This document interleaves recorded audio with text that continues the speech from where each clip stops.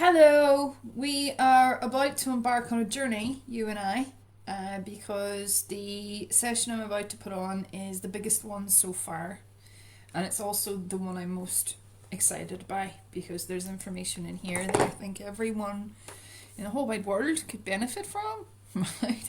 And I don't mean that in an arrogant way, I genuinely feel like the direction that this has gone in is really exciting, and what I'm about to share with you might hit a few nails on heads for many people, right? So whether you're AuDHD or not, this might be for you. So I'm going to take you straight away to the presentation. Okay, so excuse me one second while I flip that up.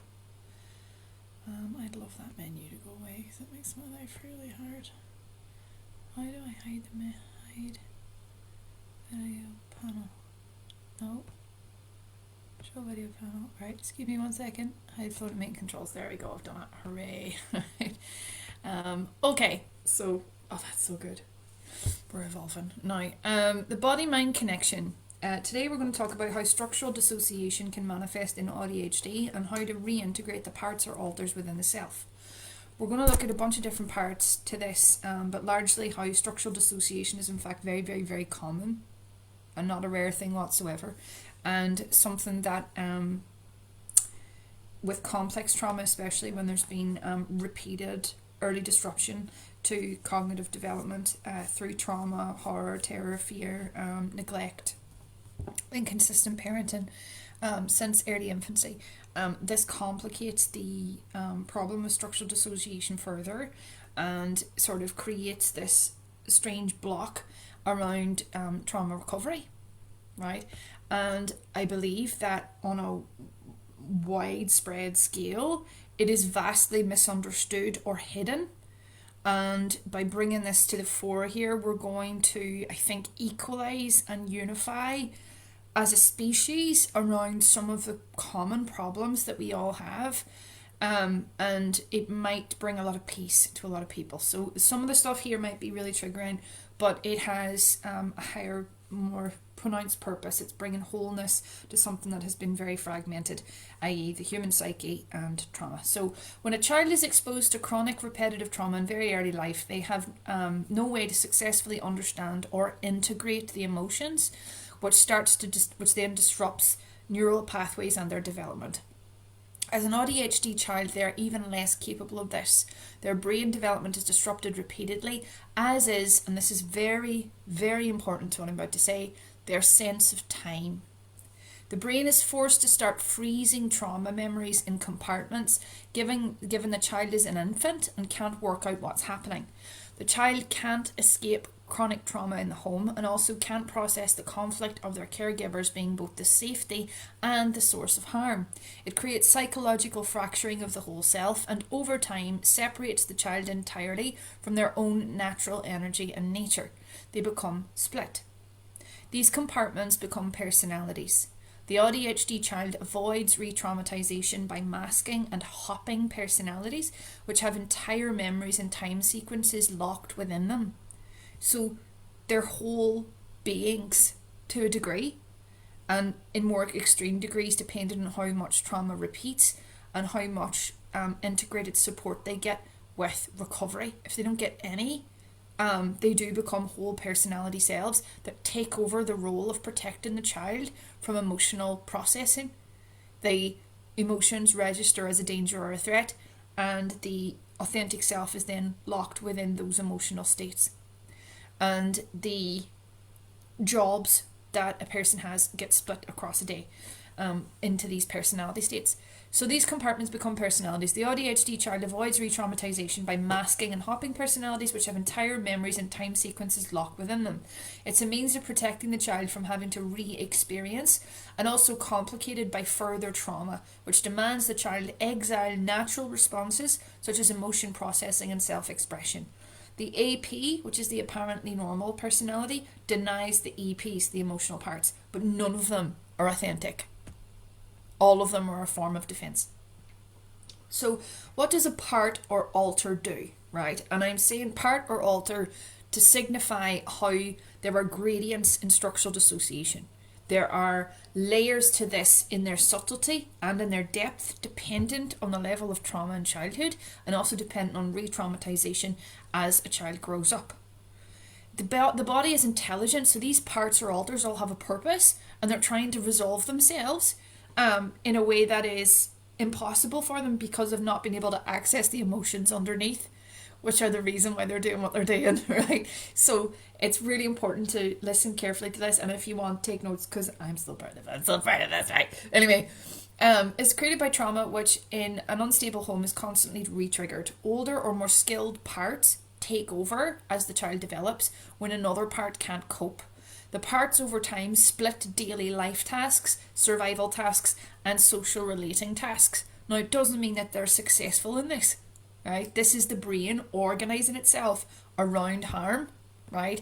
And attempting to protect us from having to re-experience that harm internally, which is what trauma is. Trauma is the injection of a time capsule of harm inside of the psyche. And it stays there like a ticking time bomb, constantly repeating its own patterns until it's felt through at depth. So not a single one of them is able to evolve productively due to all the switching and splitting that occurs, complicated further by masking and an already overloaded time-blurry brain. The child becomes completely disconnected from their true self. For example, a child may have a 9-year-old self with attachment trauma and who has lots of unprocessed loneliness. This was me, right? This was me. Every time a potential best friend appears, the 9-year-old is activated. Now, I wasn't conscious of any of this. Like, this is something I've had to come to terms with, and it has been a difficult thing to see because it has been so stark, right? And this is only one of the personalities that I had, and I understand where it came from, and I'll talk to you about it in more depth in a second. But when rejection, loneliness, and relationship failure occurs, a different alter takes over. They may flip from child self to aggressive protector in mere minutes. Undiagnosed and untreated AuDHD can develop, and this is the big thing, into dissociative identity disorder, where children grow into adults with emotionally limited personality selves who switch during painful experience. And the painful experience doesn't have to be extreme at this point. Like, they get so adept, where the child has become cognitively adept and complex inside of the personality self, but essentially consciousness is fractured, so they have only one experience and one reality within each alter. And whilst they've created this system of navigation, it's not a healthy system, and it causes the authentic self to become weary, exhausted, weakened, vulnerable, and remain in a state of fight or flight and freeze. It's very bad for the autonomic nervous system because it's not really working, right? So frozen in time, the unresolved child cells in AuDHD. The alters have core beliefs and unique core problems to solve. Anyone who remembers my girl, that's Veda, right? And I'll talk about that in a second. Unfortunately, due to being split already from the core self and authentic feeling states, they try and resolve these issues through actions and repetition, and it's impossible because of having no access to the emotional states internally that are triggering the splits, right? And also triggering or holding those personality selves in place. Personality selves have wrapped around a core wound, both in the psyche and an emotional state that remains active inside of the child. And without gently and carefully teaching the body to come out of a state of reactivity, we can't access those emotions. So they are all states of reactivity, but they have their own separate realities going on. And it goes deeper and deeper and deeper depending on our own lucidity, right? And our own trauma pattern, and also whether or not we evolve or become conscious of this problem later on, right? So an undeveloped 9-year-old self comes out when she finds her best friend. This is an example of what an alter might do, because it's what I went through. The best friend harms her, she can't process this, a switch occurs.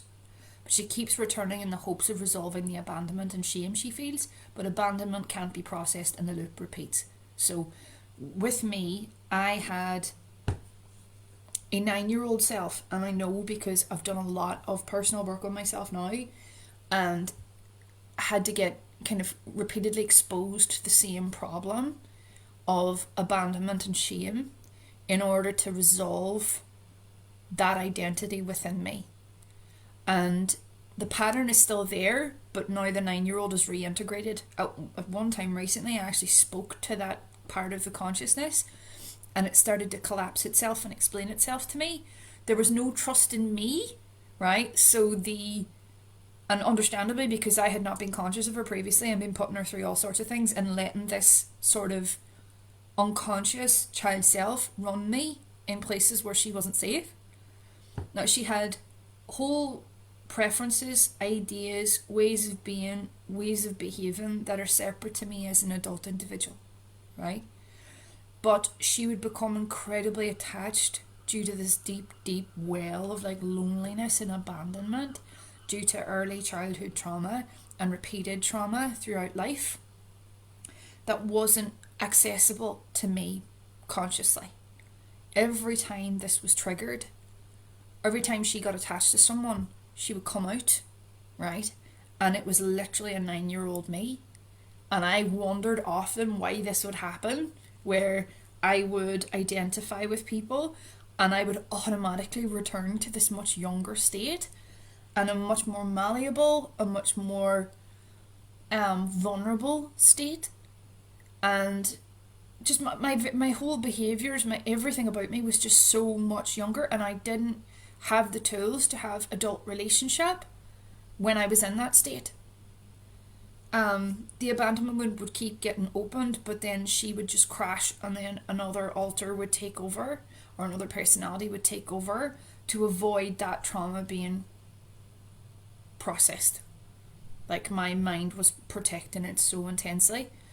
But after numerous occasions of being exposed to the same pattern, I was able to recognise it, collapse, and integrate her. I still have to recognise when I feel abandonment and then shame follows it, because that seems to be the emotion fusing that's gone on there, and I'll talk about emotion fusing in a second.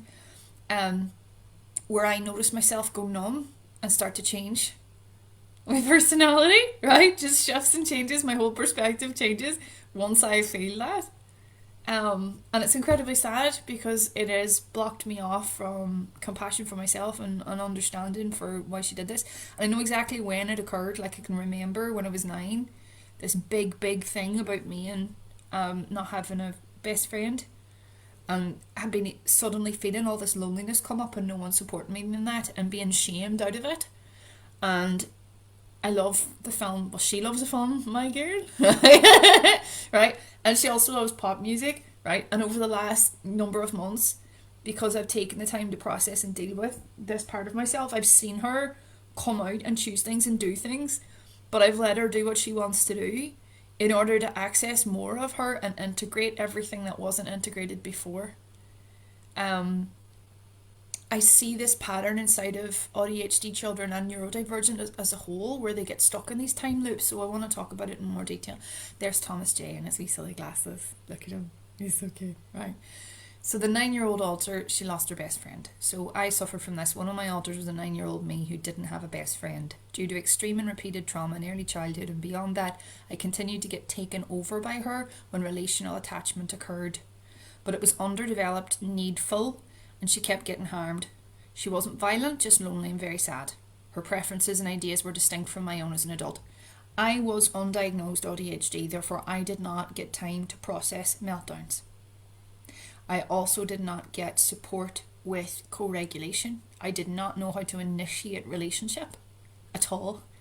Like, I used to walk around the playground with a book, right? And people thought that I preferred that, but relationship is a need that we all have. Right, and this trauma was so stark inside of me, but no one knew about it, and no one knew about the AuDHD. They didn't realise I was living that every day in micro ways and macro ways. Right, and it gets very meta here when I talk about it, but I want you to understand that this is an extreme example of what complex trauma can do in AuDHD, and I am an extreme example of that. Which is why it's so helpful for me to bring forward what I have here with regards to solutions, because I've walked this and I understand how to reverse it all. Okay, so a 9-year-old consciousness would run the show due to her extreme loneliness left unfelt. The loneliness increased and the relational trauma too. And on top of that, those personality selves are then forming masks They're forming ideas, they're forming patterns of behaviour based on their undeveloped self, their developmentally unfit state, being placed in situations that aren't helpful. So it got really, really complex for me and really painful. She kept showing up in mature relationships and experiencing things she wasn't ready for. So that was happening a lot. And I'm using my girl Thomas Jane as an example, because that film sort of encapsulates that core problem of abandonment in children, and this need in AuDHD children especially, to find themselves in other people. You know, they need that co-regulation, and connecting with another person is sometimes the easiest way to do that. Being unseen, unheard, unrecognised in a state of not being diagnosed is extremely serious, and the impact is profound and long lasting, but it can be reversed. So the solution is the same for every fracture: consciousness. Bringing to conscious awareness the needs, actions, patterns and behaviours of the alter is fundamental to healing. This child self continues to dissociate, or the personality splits again when she's confronted with something she can't handle. Communicating with her, staying within her realm, and accessing or observing the core beliefs and core needs she wants to resolve is the way to heal. And AuDHD children go through this all the time, and they require our assistance to do that. So let's look at emotion fusing, how AuDHD children get stuck in time. Now, if you look into this, and I invite you to do so, I've touched on it multiple times and I will do again, but the default mode network is a time capsule, right? It receives information that's new, but it also transforms the past as well as holding on to it. And it has frozen pockets. The default mode network is full of timelines and experiences which are alive and crowding the child. In complex trauma, in order to resolve and integrate alters or split states, or just, if it's just structural dissociation on a lesser level, just alternative patterns of behaviour or alternative personalities we might take on that aren't fully integrated separate consciousnesses, it can go very deep where people can't remember things due to the dissociation and due to the switching. I don't think I experienced that too intensely or extremely, maybe in my teens, when substances were involved, and also when being put through things that I was open and I was in her state, and I was going through things that I wasn't really developmentally ready for, that I would dissociate further then, and that brings about all sorts of problems. It leaves it very open to all sorts. Now, in order to resolve and integrate alters or split states, we have to teach the child to consciously bring forward their pain and real feelings. This can't happen by running against the body, and it also can't happen by demanding it.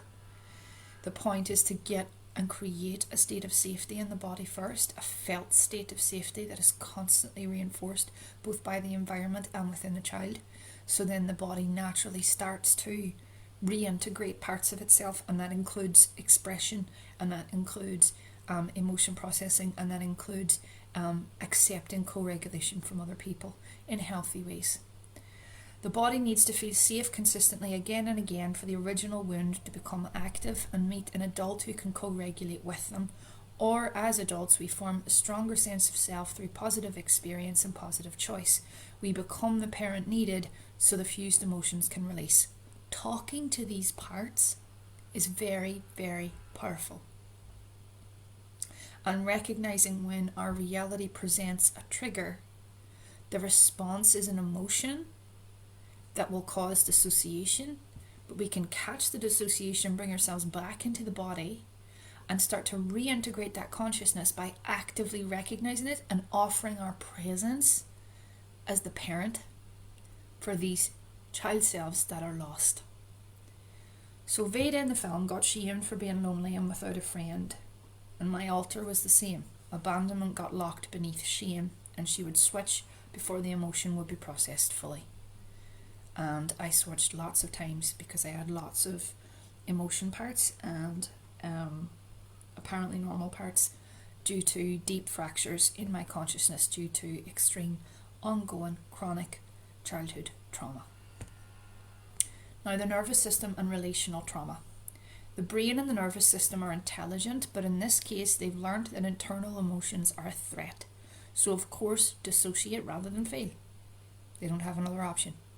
Providing environments which deeply prioritise emotional awareness, safety and connection of the brain and body, however simple, gives room for these core child identities to come out. They will reveal without the child being consciously aware. As adults we can see them and the children can't.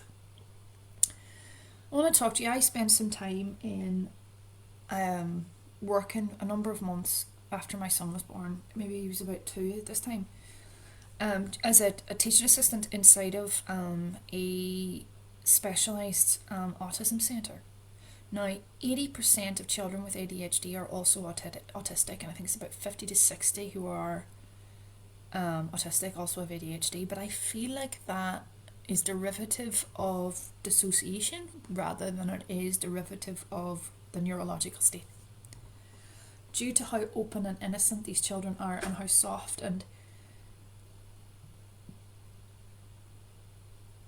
easily harmed their consciousness is, the way that the brain copes will alter how their neurotype expresses. And these unconscious parts of the self are just children working out safety and protection due to having exiled or denied parts of themselves. Now, ongoing trauma will create the patterns of denial for some. Dissociative identity disorder, if that occurs, is due to the child being consistently shamed out of healthy patterns, and they may exile protectors that are healthy, like authentic autonomy, authentic saying no, do you know, those kinds of things. That all starts, it registers in the body as a threat, as dangerous, and keeps them in these protective personality states. In order to integrate all this, children aren't fully conscious of it, but when I was working in this centre, I could see really clearly, and I started writing this in the notes, and it bothered some of the people I was working with. I started to write these identities I could see inside of the children, and I could see that they were different ages, and not all younger ages either. Some of them were presenting as much older, which, if we consider it as time not applying to the AuDHD or neurodivergent child, they may become very complex on a cognitive level, on a personality level, but extremely underdeveloped emotionally. So I had these little children who acted like 90-year-old men and spoke like 90-year-old men who were AuDHD or autistic, and yet underneath there's a child whose needs aren't being met due to this extreme state of masking and fractured identity that's occurred. These unintegrated parts are very real, and the unconscious personalities are very real. Meeting the child's timeline and being aware of linear time not applying to them is very important. Like, as I say, I'm 40 now. Like, this 9-year-old was running parts of my life for years alongside other identities that I'm not fully aware of as yet.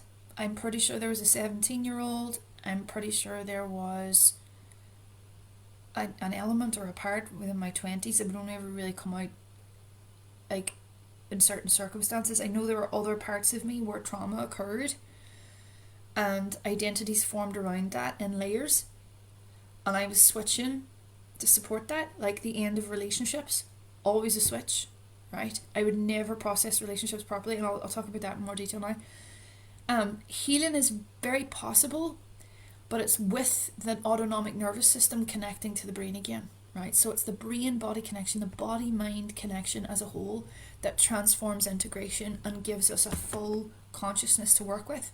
Now, this isn't often talked about. I haven't ever encountered this being talked about at length for neurodivergent children anywhere, which is why I'm so kind of excited by the prospect of this, and also aware, intrinsically, of how very real this experience was for me. Like, I'll give you an example.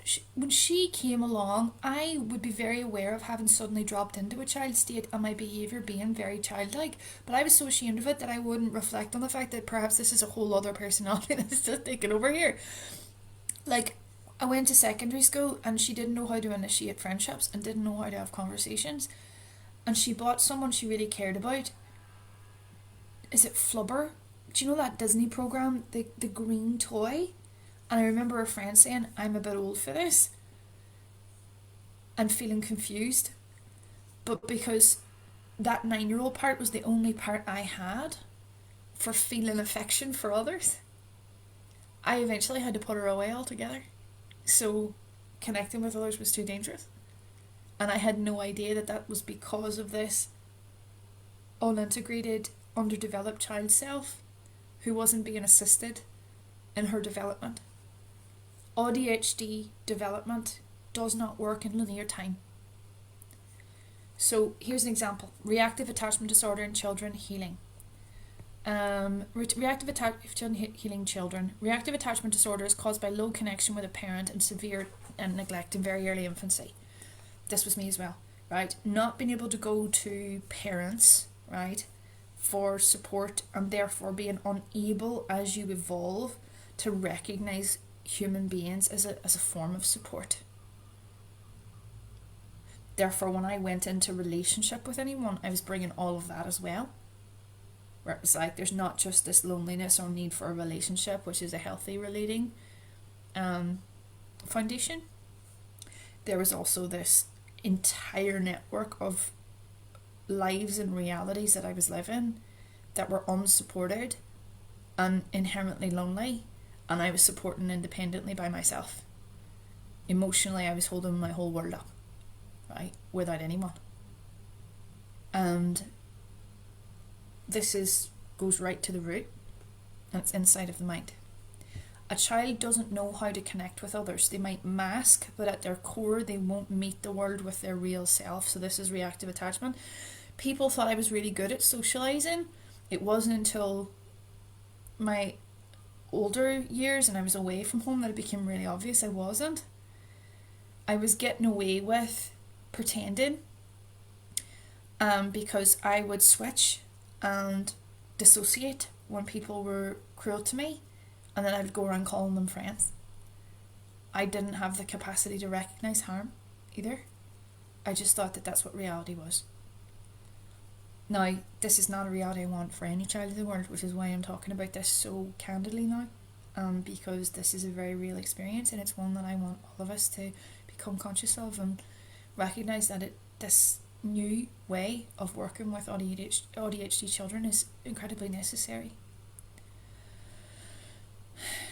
So they might mask, but at their core they won't meet the world with their real self. They're crashing out, masking, and avoidance forms as a coping mechanism. By letting the child be where they are and introducing reintegration to other children slowly, based on day and autonomic nervous system capability at the time, they learn safety to be themselves. No demands, just let biology take over. Being with other children is developmentally supportive of the time locks that AuDHD children get in, because children are naturally open, honest, pure, sincere, and they do not complicate with manipulation and social rules, which is too much for the AuDHD child. Now here's another attachment disorder formed of complex trauma that I want to talk about as well. Disinhibited social engagement disorder. It's the same again. AuDHD children with low needs met in very early infancy and unstable support from parents will develop DSED. Now, the difference between attachment that's healthy, where a child is healthy in their inhibition, like I was, is that that's not actually what I really needed. I really needed relationship. Still need it, right? And I wasn't getting it due to the nervous system being in a dysregulated state permanently. This was all trauma related, and I didn't have the skills in order to access that or give that. Couldn't initiate. With disinhibited social engagement disorder, the same problem again. The nervous system is in a state of dysregulation. There has been intrinsic harm in the psyche, And the child is trying to resolve the same problem, right, of dysregulation by being overly friendly with everyone, right, and having no boundaries around their own safety. I, out of fear, avoided people due to being underdeveloped emotionally when it came to relationship. On this level, this child is trying to resolve the problem through people.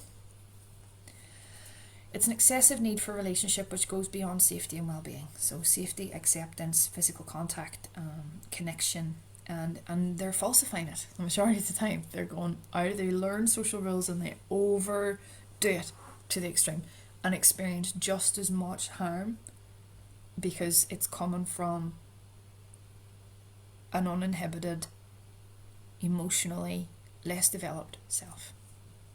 I don't have any control over this and it's not their fault. They seek connections with others, often other adults, and mirror or mask the needs of the adult and are run by a core need themselves.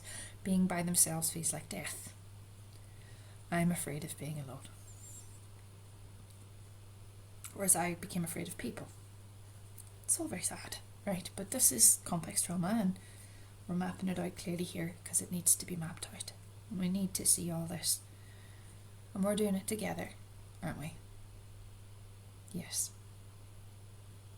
Both sets of children need stable, slow and responsive care involving both child and adult interaction which mirrors safe boundaries and unconditional love and warmth.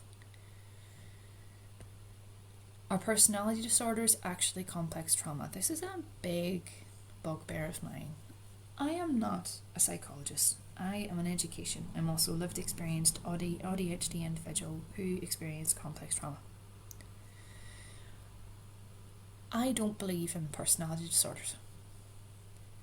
Very popular psychology would have us believe that personality disorders are a moral failing and therefore dehumanise the very real epidemic of dissociative disorder in traumatised children. And I have spoken here that the commonality of this is stark to me.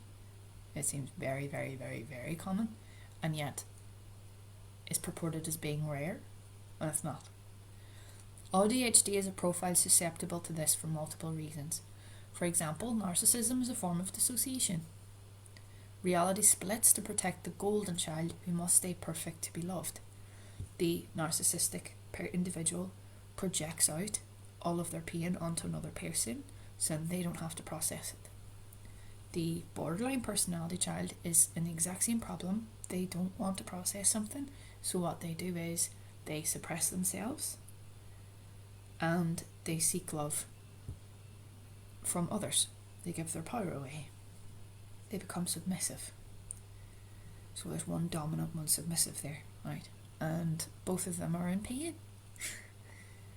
Both of them are also working from a fractured state of consciousness, which is formed temporarily to protect them from complex trauma in childhood, but may take on a much stronger, more permanent stance inside of their psyche if trauma is repeated and the unconscious issues of AuDHD and emotion processing are not resolved.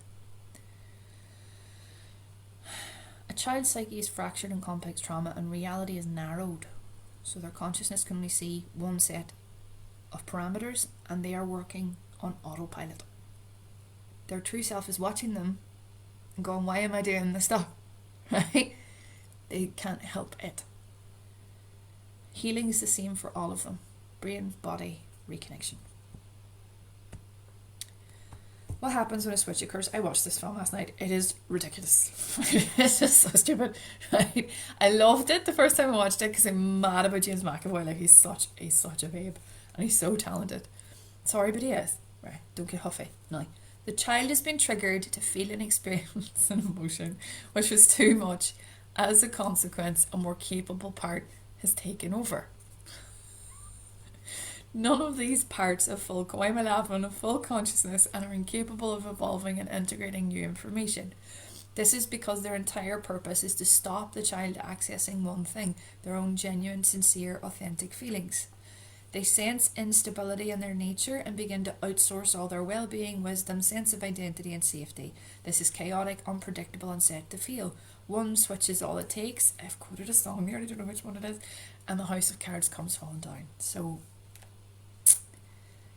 this can happen in seconds. Switching happens in seconds, in a mere misunderstood minute, if dissociation is part of the child's psyche. And the grand tragedy in all this is that there are countless numbers of adult individuals who are AuDHD, who do not know, who are living with this structural dissociation and have no understanding of why that's happening. It is actually more common that parts are unidentified. The film Split presents this like almost psychopathic identity where there's like loads of personalities that nobody knows about, and they come out and they're completely separate and they're all really dangerous and really scary. It's ridiculous, right? And it's a gross exaggeration of how this situation occurs. Structural dissociation happens in gradients, right? And then extends to dissociative identity disorder when trauma reoccurs consistently, right? It's more common that parts are unidentified. Films like Split have exaggerated, though for the internal authentic consciousness they may feel these personalities starkly but not know what it means. Equally too, because there are parts and there is splitting occurring, and because dissociation is part of the AuDHD experience, in order to cope, memories get lost. Very often people will come back and say, I haven't had any trauma, I haven't experienced anything like that. It's like, and then they're splitting and they have these separate components and all this is happening for them. It's like, you have, you just don't remember it. And it's again an example of the brain trying to protect itself. Now, given the world we live in right now, trauma is common, and we were all misinformed about how to treat our children and how to care for them. This sort of lays the groundwork for a complete rejuvenation of how we treat each other and how we understand pain, and it feels necessary. Okay, so have I experienced identity loss or switching? There's a high probability that undiagnosed and traumatised AuDHD individuals have developed structural dissociation to some degree. I seem to be speaking ahead of myself, I apologise, whether subtly or in an extreme sense, as I've said. It depends on the frequency and severity of trauma in childhood. It is absolutely not the fault of the individual. It can be prevented and also healed. AuDHD children are more prone to identity loss due to sensitivity, depth of feeling, and maladaptive daydreaming and dissociation as a coping method for trauma. Ways to tell someone has structural dissociation or DID. Now they're, again, gradients on a spectrum. History of relationship difficulties and or sudden and unexpected shifts in feelings, situations, feelings for people, situations, locations, etc. I experienced this in the extreme. I have never been consistent about anyone or anything ever up until quite recently in my life. And that's due to being able to access my real heart and nature. I wasn't able to do any of that before. So let's continue. A history of emotional instability, addiction, risk-taking behaviour and vulnerability. A pronounced effort to mask or shift identities after difficult circumstances, evident in change of appearance, hobbies, personality and sexuality. Anyone who's carrying sexual trauma or sexual shaming from their childhood will compartmentalise those components, and that compartmentalisation just creates monstrous pressure inside of the AuDHD child and their body, and processing sexuality and their natural feelings becomes incredibly difficult, which creates complications later with impulsivity and distortion of their natural and healthy urges. All of this is really important, you see. Age, affect and skills will also shift. So where we can sometimes see with AuDHD children there is regression that occurs, difficulties with interoception, it's important to recognise that these will happen in time pockets for those children that are traumatised, and there are certain things they're able to do in one identity that they can't do in another. Sudden recoveries from things others wouldn't normally be able to recover from. Just like that, they're fine. Marked lack of stability in their sense of self, wants, needs, desires, etc. Chronic and overwhelming self-doubt, mistrust of self, others and the world. Extreme self-criticism and insincere decision-making, preoccupation with external perception above genuine feelings or needs. Again, it's safety-seeking by looking externally. It's one of the false compensations I talked about in AuDHD through the BodyMind Connection process. Attachment disorders like RAD or DSED are also prevalent. Self-denial, dependency on daydreaming or external validation for insufficient sense of self. The daydreaming was me. I maladaptively daydreamed, and it was a form of dissociation, and my whole life has been dependent on that. I have lived in my head, dreaming my life away, rather than really living it, which is sad. Right. Problems with structural dissociation and AuDHD. AuDHD children need consistent, repeated safety to develop healthy bodies and minds. They are very trusting, very vulnerable, and easily confused. Supporting their shifting states is essential for healthy development. I have a couple of typos today. I'm so sorry, I was doing this late last night. Without stability and emotional or somatic care, they develop deep banks of unprocessed feeling. And it's these deep banks that make them vulnerable to being controlled by their unconscious after that. These unprocessed feelings will present as behavioural issues, inciting further re-traumatisation. Their coping mechanisms without informed support cause more structural dissociation. Reality and identity become unstable permanently. But it can be reversed, it can, and I will insist upon that. It's not a fun time, but it can be done. Chronic dissociation causes memory lapses, complicated in adulthood by substance misuse.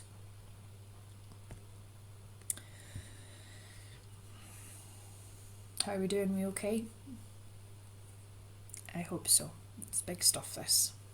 I'm just catching myself for a second because it does trigger me too. Recovery and solutions for traumatised AuDHD children. The main thing to consider is that this type of trauma for children who are AuDHD is very common. They are not evolving in linear time. By going on the assumption that they all need deep and regenerative care, which supports the nervous system and the brain, they all benefit. Ages don't fit them, stages do, and they change day to day. There are multiple ways to unravel the dynamics between them and free the child from the entrapment of automatic and maladaptive functioning. Time plays an enormous role. So I'm going to talk about regression, interoception, and somatic processing. For anyone who doesn't know, interoception is the understanding and connection of the body's signals. The BodyMind Connection process actively recognises relational trauma in AuDHD children. Most all of them dissociate. One of my parts did not like my body. Another part did like my body. I was prone to excessive exercising and had body dysmorphia as a result of these alters. I used to tell people regularly that I'd look in the mirror and not recognise my own face or appearance. I'm no longer struggling with that. But in the past I did. Right? And I took it quite literally. I feel like it was an age thing where parts of me would come in and see me looking older than necessarily wanted to and try to redress the damage. Right? Which was really annoying, right? And really sad. And equally then I also had this sort of like fear of my developing body, and I'm now very comfortable. I am stacked and I am thicker than I've ever been, and I am a happy gear, right? But it took a long time, right, to get to that place because of the fracturing. So body image becomes one of those things that's affected by interoception. I stopped listening to my body signals because I was rejecting my body outright at times. And children will do that, and you see that in AuDHD children. You know, they develop ARFID and like sort of food avoidance and body dysmorphia and all sorts of things like that, and it's because of the trauma, right, that's not been processed at depth. Regression is something people talk about in AuDHD, and they tend to attribute it to sensory issues or just exhaustion or overwhelm, but it can be something much deeper than that, and I feel like that's what we're addressing today. So what they need is deeply attentive carers who recognise dissociation, deep profiling of parts, personal triggers and recovery preferences after episodes, nature-based, play-based, safe and warm environments to unravel and begin feeling genuine emotion, flexible approaches daily to restructure a sense of self which is not dependent on performance at all. Do we see how distinctly that contradicts what mainstream education is doing currently? Connection is the cure, and time needs to be limitless. All time and goals need to come off for AuDHD children, as unravelling trauma takes time and reconnection to self must come first above all other markers.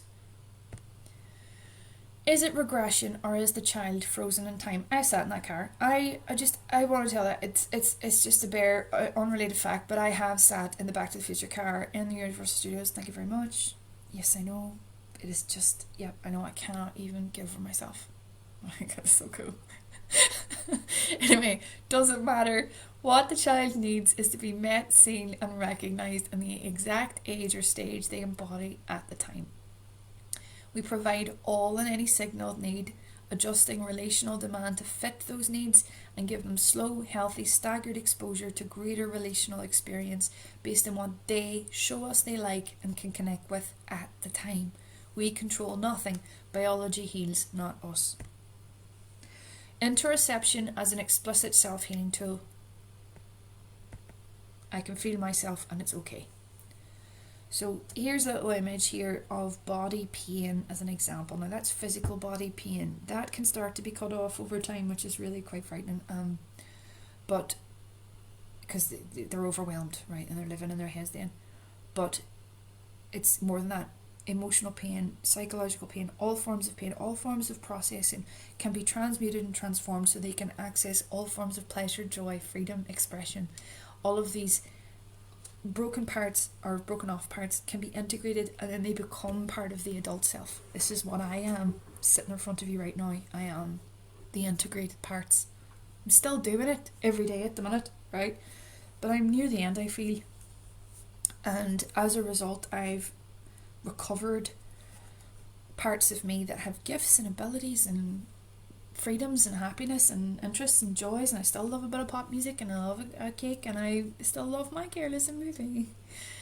But it's not, I'm not feeling unstable or destabilized by emotions anymore, and they don't run me anymore.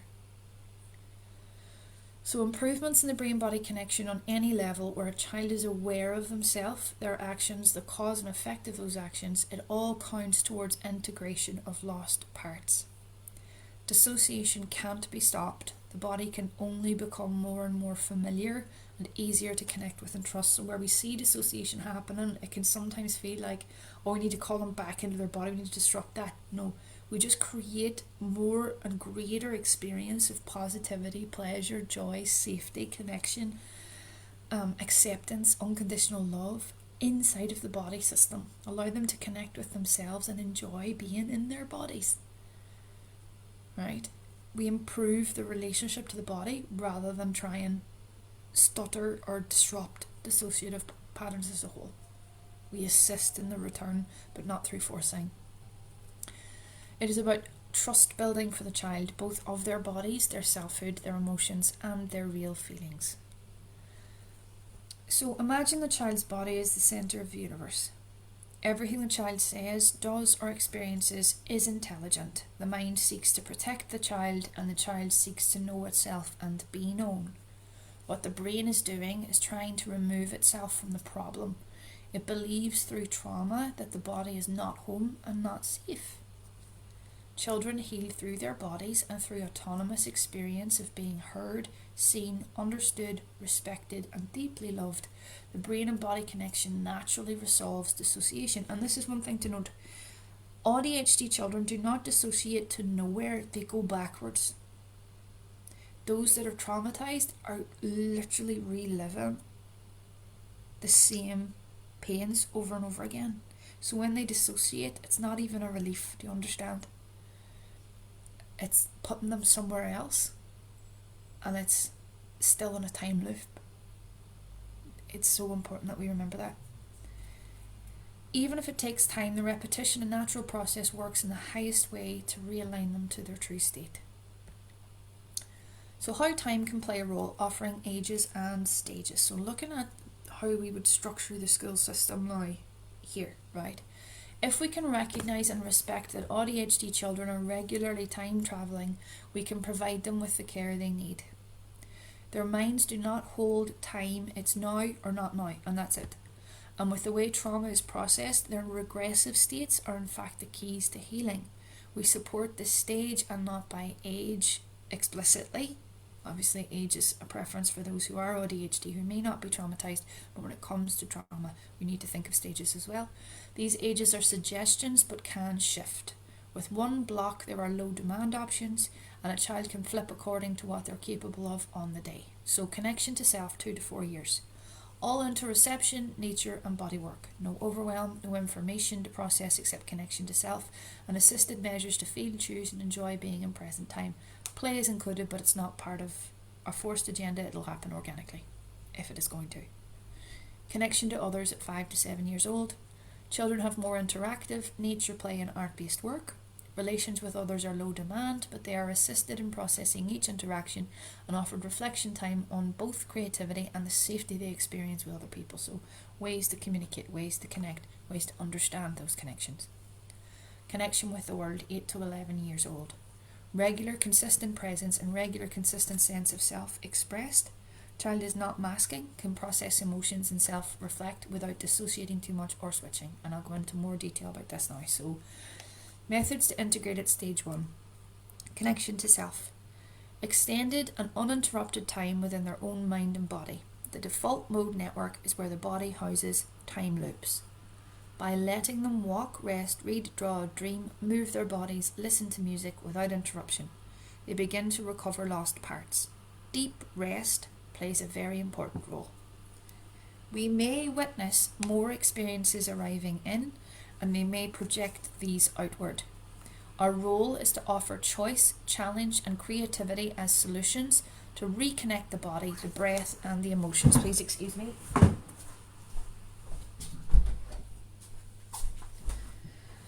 I'm back.